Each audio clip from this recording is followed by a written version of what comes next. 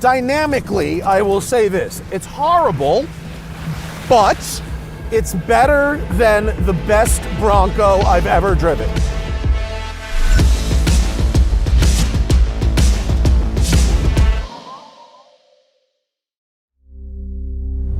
This is a 2021 Jeep Wrangler Unlimited Willys edition. It is a cynical marketing ploy designed to evoke memories of World War II iconography and little Jeeps in the Pacific theater of war. In my opinion, the connection, although this is a nice vehicle with 4 doors, a hard roof, and all kinds of creature comforts, is purely aesthetic and literally skin deep. This is a Willys Jeep.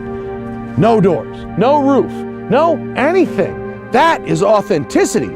Except this one's been restored, modified, and even has a completely different powertrain. In fact, only 2 components remain from the Jeep that left the factory in the 1940s. So the question is this: is a fully resto-modded Willys Jeep that retains some of its Willys characteristics more authentic and real than a branding exercise? Let's find out.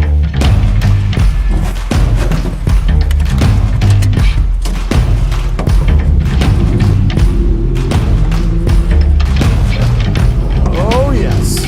Oh no. Lots of steering, lots of turns. Not what I'd call very accurate. Okay. During World War II, Americans and others bombed the snot out of Manila, destroying their infrastructure, destroying their homes, their offices, buildings, and their public transit system. And when the war ended and the soldiers all left, there was a lot of Willys Jeeps around. And what they did, well, history will tell you that they gave them to the Filipinos or left them to the Filipinos. Oh boy, that's a sheet of ice.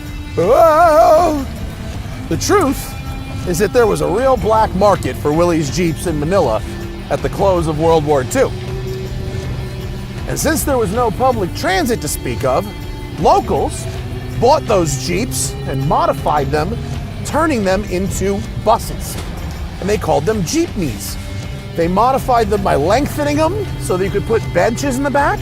They put roofs over them, and they painted them amazing bright colors with lots of chrome, loud stereos, and they even had carnival barkers to get people on board, because you see, the jeepneys were privately owned.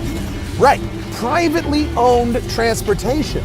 So as they would go down the road, they'd have to race each other to the stops and get people on to get their fares. So what I'm saying is, in the Philippines, since the end of World War II, the Willys Jeep has become an icon, a symbol not just of the remnants of the war, but a symbol of Filipino cultural pride, independence and entrepreneurship, and how they get around, frankly. Now, this obviously does not have a bench. It does not have a roof. And that's because this type of Jeep is called an owner Jeep, and meaning the owner would be driving it as opposed to driving in the back, right? So these are still very popular over there. And you'll notice this one is pretty much like a Jeep, Willys Jeep, but it's different. This exact example here did start as a Willys Jeep. The frame and underneath, the engine, all that. Sometime in the 60s, in the Philippines, this stainless steel body was put on it. This is a period piece. It sat in the owner's garage for a very long time until he passed away and left it to his son, because the owner was a soldier who brought this thing home from when he was stationed. The son wanted to restore, modify, and improve. So he sent it to AI to be converted to an EV. Allow me for a moment to get slightly mythological on that ass. You see, back in the day, there was a guy named Theseus. He had a big boat made of wood. And every once in a while, a piece of that boat would rot, and he would replace it with metal. If you understand where this story's going, you understand that Theseus was a moron. But the question is, at what point was his ship no longer his ship? If he replaced everything, is it still the original? You see where I'm going with this? This vehicle right here is a Willys. Kinda. What is actually Willys, though? The rear axle and the steering box. That's it. If you haven't noticed by the distinct sound, this is an EV. It has a 25 kilowatt motor and 5 batteries from a salvaged Tesla. In theory, it can do up to 100 miles an hour. It also feels remarkably like a Willys. It's on terrible leaf springs. It's on the original steel wheels. It has a horrible steering ratio that requires about 30 turns lock to lock, and it rides like an Oregon Trail ox cart. But, unlike an original Willys, it doesn't really rattle. It's actually screwed together pretty well. The quality of the stainless steel is quite good. And it has brakes that work. Oh, I just got oversteered. Haha! We visited AI Design on a previous episode, so by now you should understand that they are a custom shop with an almost maniacal attention to detail. And the maniac at the center of the company is Matt Figliola. How much of this left was in World War II?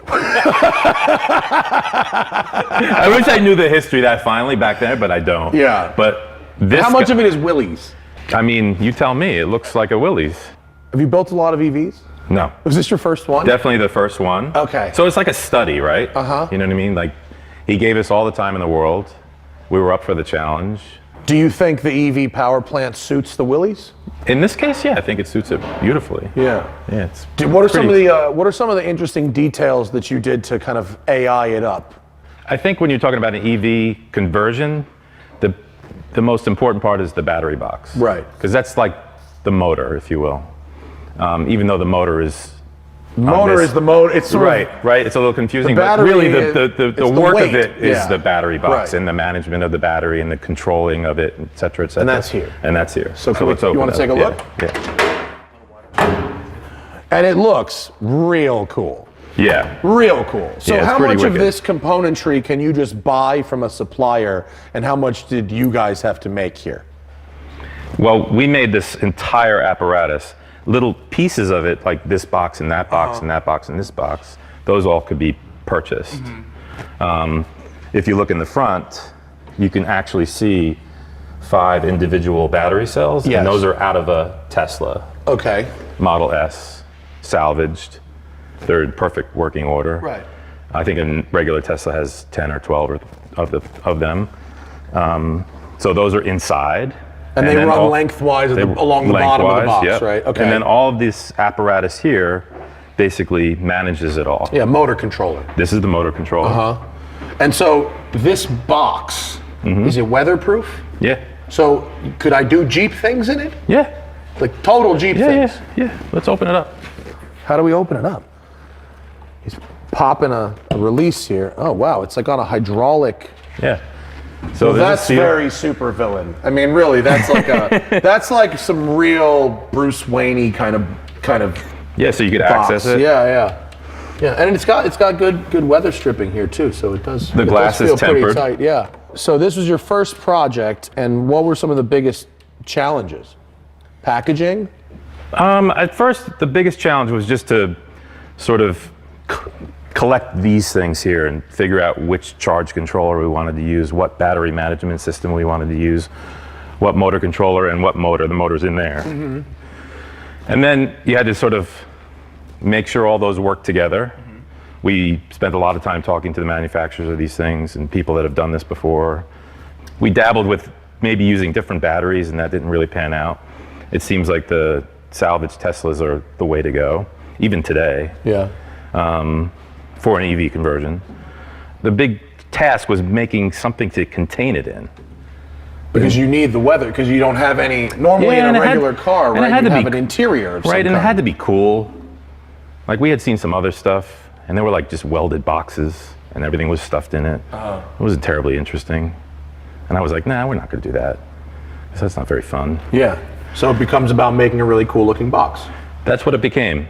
I think it's to, sort of show off what you can do, and what's really inside, what's making it work. As far as the performance of a vehicle, it's a pretty low bar It to is. build something that would impress someone who is used to a Willys. You know what I'm saying? And it's not to say the work Like a little overkill? It's not to say the work isn't beautiful, but I'm saying Yeah. it's a good place to start as opposed to, you know, a Rolls Royce or something where Oh, there's in an that regard, it is a good expectation. place to That's start. what I mean. To me, I was thankful for that. That's what I'm saying. Like, this is sort of a very basic vehicle. Yeah. And it was a very manageable project. Yeah. It's like someone said, build me the coolest go-kart you could build me. Yeah, like basically. during the course of this, one of my clients asked me to EV a Pinsgauer. Yeah. Which would be really difficult for the first Exactly, EV to yes, do. Exactly. Yeah. I think I know who asked you, too. You do know who asked me. And he did ask me. That's hysterical. He'd pay for it, too. But I wouldn't want that to be my first one. No, yeah. Portal axles? No. So what is the actual just drive mechanism? Just a single shaft into the rear end Single and that's shaft, it? no transmission. The motor's directly And that's attached to it. the drive shaft. That's it. So power and range, what are we looking at? I have no idea. Is there some kind of gauge? Will I know? Will I know while driving it how much is like left? Is it a slam? No, it's a real hard push.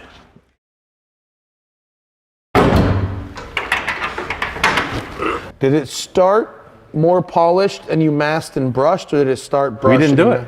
It came like that. It came like that. So you made some of this stuff, Yeah, we right? made all those things. We had to cover where the shifter was. Right. There were holes over here in the floor. Right. I love this leather. This is delightful. Yeah, it's nice. What is this about? I just wrap myself in this leather. It's like garment fabulous. leather. Yeah, it like is. for a bag. like It's a not really automotive leather. No, it's like a really nice jacket or something. Yeah, this it's is leftover. cool. Oh yeah. Yeah. So you buy the scraps? No, it was left over from a job that we did for Calvin Klein, of all people. Yeah. Don't tell Calvin. Stealing The scraps, and then the charge port replaces where the fuel tank was, right? That's correct. That's lovely. And this is a regular standard charger, Standard right? charger, yeah. Cool. And then a little detail. So the customer actually asked for this, and he wanted this little bit of whimsy attached to the car. Whimsy's good. This was a jerry can holder, which he doesn't need anymore. So why not put a battery there? But it's, it's just made to look like a 9-volt battery. Put a little filler, make a little like a little wine dispenser or something, some kind of We stuff. actually researched like wacky packy stickers. You remember those? Yeah. So we were looking at all different vintage I like this, batteries. the freaked out cat. Is that, Yeah. Has the cat been electrocuted? Is that what Yeah, well, you would have a 9 there, right? 9-volt, I but think we put an E there. this poor cat. I mean, as a cat lover, I feel bad for whatever's happening to this cat. I feel like I'm going a little faster than I probably should be, considering how much ice there is and how much I could die. I mean, honestly, there is a governor. In theory, it won't let you go over 30 unless you buckle the seatbelt. But I'm going like 28 and I feel like I'm going to die. So I'm not sure that matters. This is flat. We are flat. Yump! I do like that AI has gotten their custom touches in there. They always find ways to subtly modify in ways that you don't at first notice, but like this leather in the seat, it's fabulous. Uh-oh. Going down the ice. Unlike an original Willys, this EV one is strictly rear-wheel drive. And that's because the guy who commissioned it, honestly, doesn't even plan to do this. He lives like 5 miles from his office, and this is like his summer go-to-work vehicle. We are probably getting this thing dirtier than it will ever be again. Whoa! Dynamically, I will say this. It's horrible, but it's better than the best Bronco I've ever driven, right? Like, you know how you could spend $100,000 on a Bronco and end up with a truly terrible vehicle? This isn't like that.